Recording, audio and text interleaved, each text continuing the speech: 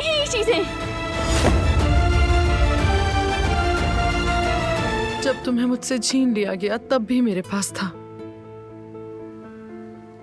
और जब तुम्हारे बाप ने कहा तुम मर चुकी हो और मैं तुम्हारा शोक मना रही थी, ये लॉकेट तब भी मेरे गले में था। तुम्हारे बाद मेरा अधूरापन था ये लॉकेट।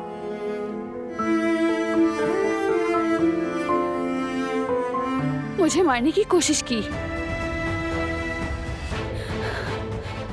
और सबसे बढ़कर ये कि आपने बारान को मारने की कोशिश की।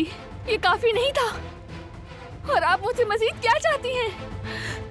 मेरे सामने खड़े होकर कह रही हैं कि आप मेरी... कैसे हो सकता है? अब अपनी सगी बेटी के साथ कैसे कर सकती हैं?